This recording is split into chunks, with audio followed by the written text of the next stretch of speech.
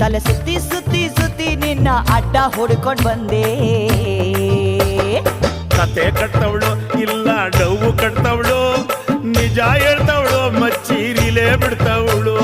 ಕತೆ ಕಟ್ಟವಳು ಅಣ್ಣ ಡವ್ವು ಕಟ್ಟವಳು, ನಿಜ ಹೇಳ್ತವಳು ಗುರುವೇ ಬೀಲೆ ಬಿಡ್ತವಳು. ಕುಲುಕಬೇಡ ಸಿಲ್ಕು, ನೀ ಕುಲುಕೋಕ್ ಮುಂಚೆ ಯಾಕಂತ ಹೇಳಿ ಕುಲುಕು.